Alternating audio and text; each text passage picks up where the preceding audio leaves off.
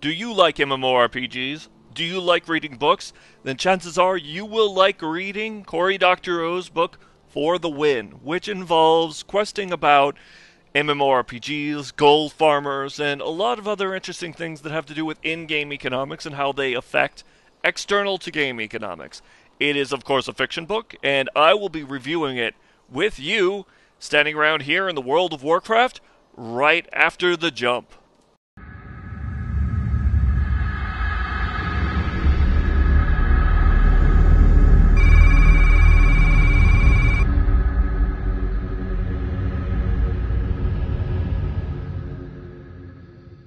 Good morning, YouTube, and welcome again to another MMO Anthropology. I am, of course, your host, Amorist, and I'm in World of Warcraft in the midst of Pandaria, as you can see, with these lovely Chinese-looking buildings and these interesting clouds that look like they're painted on. I'm here to talk about Cory Doctorow's book, For the Win, which is essentially a book about gold farmers.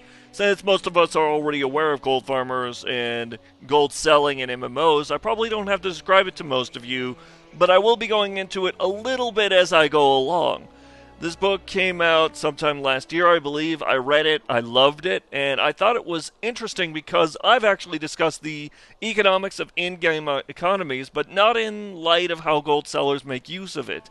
The book itself, I'm not going to go into the plot per se because, while this may be a review, this is more of a critique of what the book is about and how it presents what it presents and why you should read it if you like MMORPGs and you're into science fiction.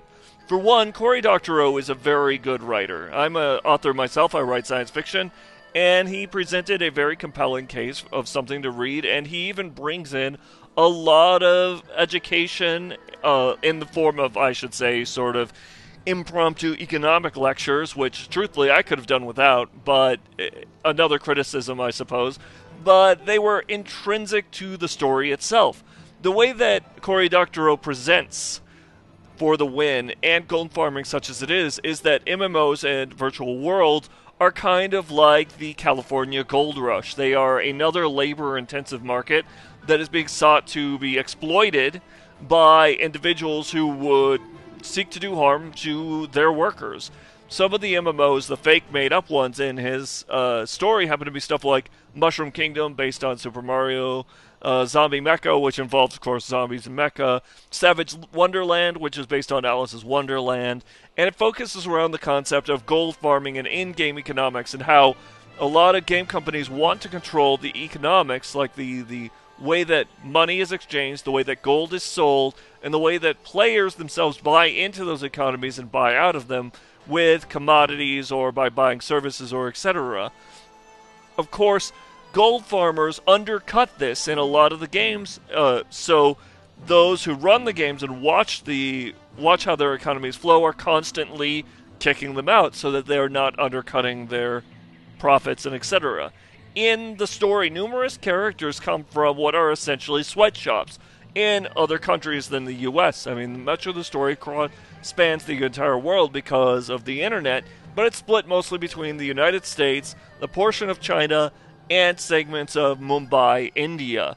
Most of the gold farmers in the story are essentially relegated into what you could call sweatshop conditions, where they work over computers doing the same thing over and over again in order to produce as much gold as possible during an hour, which could then be, sold to someone else for money. But there's also another concept that's presented, which is parties of people who get together with otherwise rich, European and North Americans who can pay a raiding party to go through a high-level instance for them. This is really important because I'm going to talk about how some of the characters come together in the plot and the interesting individuals who are involved, because later on they become part of what's essentially a sort of a labor revolution, where the workers who are doing this dirty job of grinding up gold out of what is essentially illegal source. These individuals are basically mining gold out of the substrate of MMOs, and the corporations who are kicking them out as they make more accounts are doing so legally because they are in violation of the terms of service. So next up, I'm going to go over some of the interesting characters who show up in the story and how they involve themselves. In order to do that, I'm going to move over to a new location.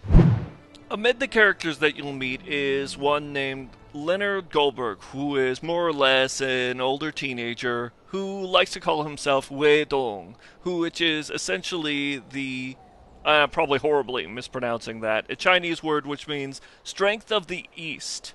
He uses this name because he prefers to play along with a whole bunch of Chinese critters from China, of course, who form these raiding parties that run with him along with individuals that pay them to basically carry them through extremely high-level instances with the expectation that when they carry them through these high-level instances that they'll receive all the loot that comes out of that.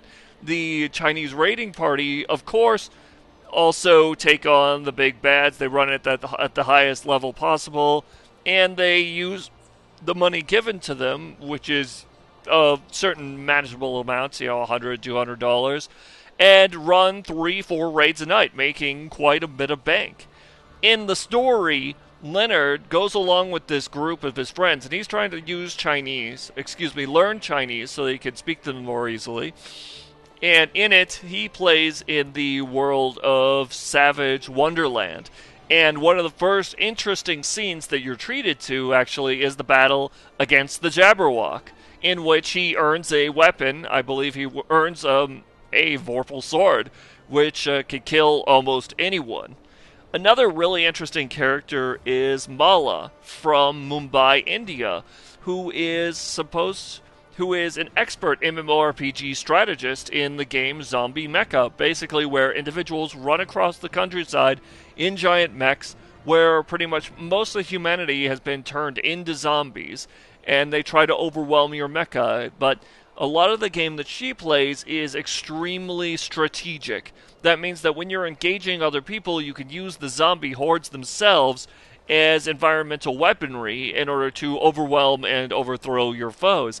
She gains the name General Robot Walla from her squad that she leads and develops their own loyalty. She enters into the book later as an individual who starts taking mercenary accounts in order to fight and kill gold farmers or protect them, and makes money by basically being a strategist in these games, guarding gold farmers while they're making their money. In order to leverage the point that a lot of MMORPGs run on a basis of economics, Cory introduces a character named Connor Pickrell, who is a PhD student who studies the way that MMORPGs work. And through him, a lot of economics is introduced, especially the way that demand and the resource abundance change the way that people use money in games, the way that they pay out to MMORPG companies, the way that MMORPG companies are constantly watching their in-game economies, and why they're always attentive to when people generate exploits that, generate vast amounts of gold.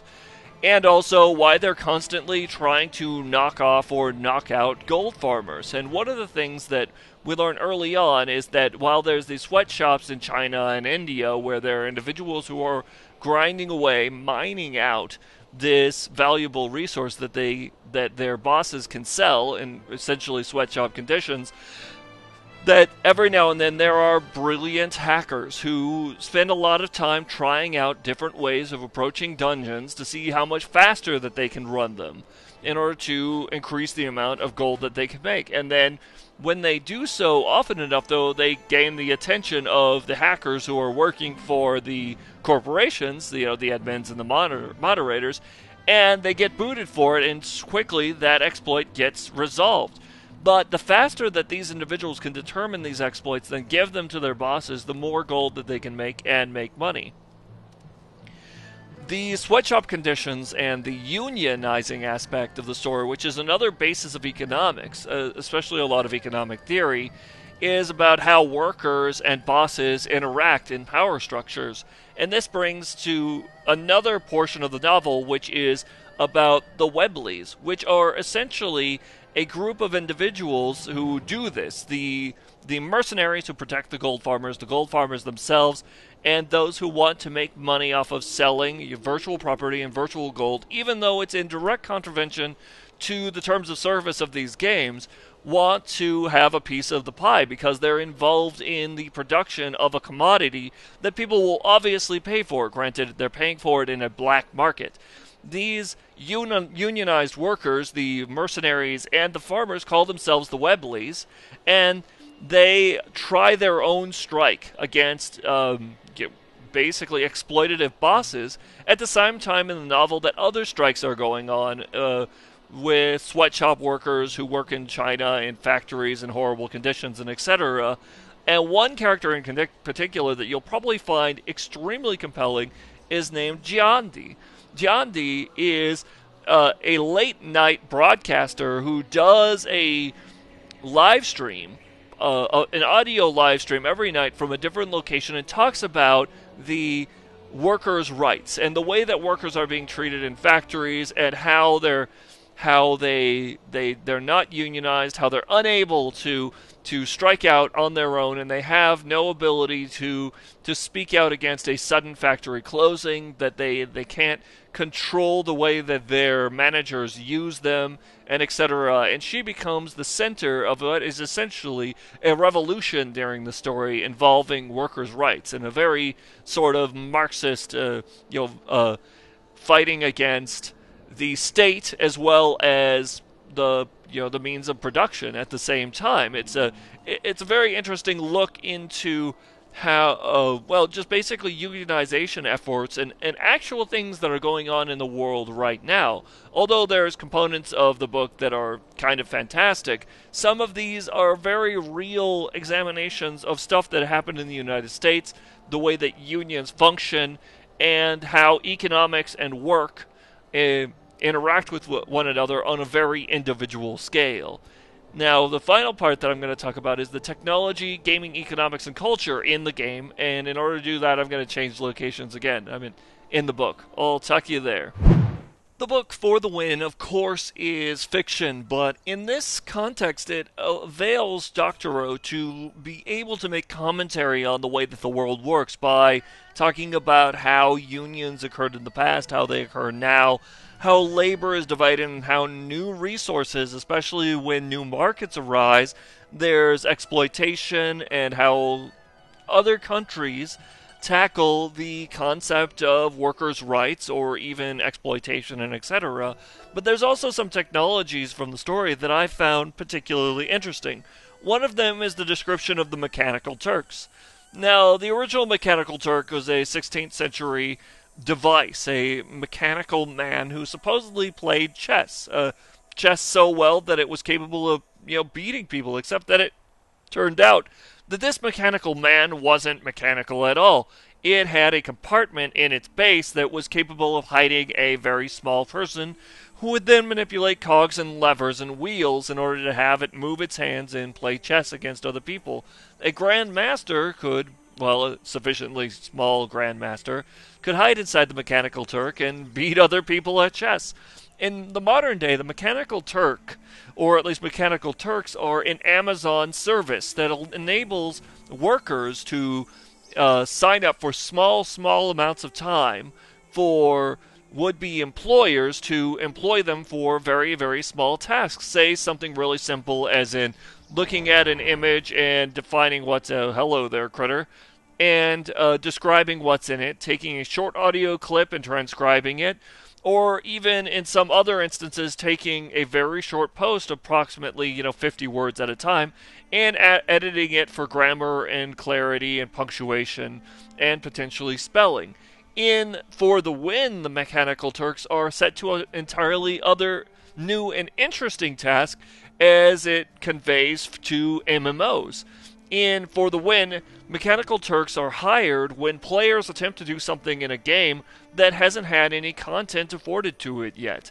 For example, say a player attempts to interact with a NPC in a way that the developers never thought of interacting with the NPC, like punching them or laughing at them or touching them or asking them a strange question, or the player climbs a tree for which there was never anything but done to it.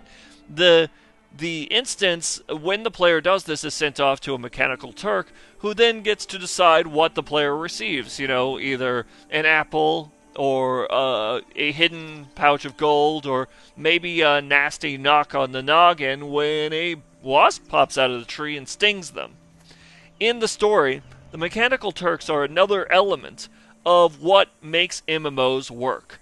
And so for the story, they're also another division of the labor, and this really interested me because this is the sort of thing that Amazon's Mechanical Turks could be levied to do in free-to-play games to make them more immersive, more interesting, and possibly even more random, enabling people to basically go through the same content all over again and have imaginative individuals who are selling their time, 30 seconds or 5 minutes at a time, in order to do tiny little troubleshooting customer service items for games. Say, I went over here and I hit this tree, or I went and kicked around this noisy little guy here, and then a Mechanical Turk decided what the outcome of that event might be would be really cool.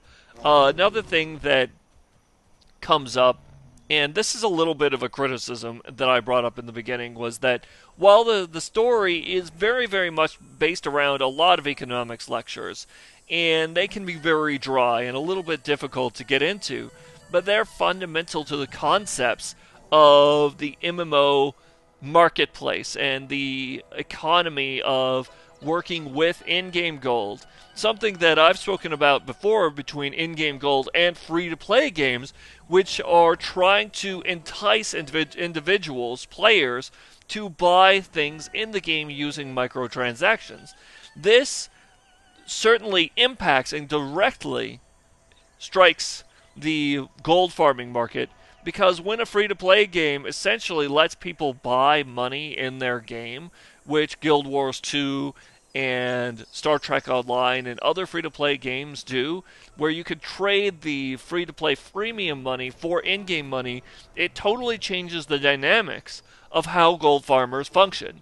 Because while they can still farm gold, they're not going to receive as much money for their farmed gold as they would before, because the corporation that runs the game, say, well, it's Blizzard because this is World of Warcraft, or Nexon, or NCSoft, or whoever, Perfect World, they're not going to be able to receive as much money for the gold that they dredge up as they would beforehand, when it was totally against the terms of service and there was no way to trade it because the commodity was much more interesting to the black market. Now they're not going to receive as much because they have to undercut the amount that it's being sold for by the corporation. However, this doesn't take away the incentive for gold farming entirely still, but it does increase the incentive for the corporations to tamp down on it, because it changes how the players are going to buy the money from them. Especially because players could go into the black market, get the gold for cheaper, then buy themselves into the freemium currency, and then use that to purchase, items. However, fortunately for the corporations, anytime someone buys into the freemium currency, it means that someone else has already bought it, which means that the corporation has their money. But the problem divests itself that as more people are willing to pay more for the freemium money, people are less likely to buy as much of the freemium money. So that drives directly into the heart of the free-to-play, freemium, tradable, in-game gold farming, etc., and it reminds me a lot of some of the stuff that comes up in this book.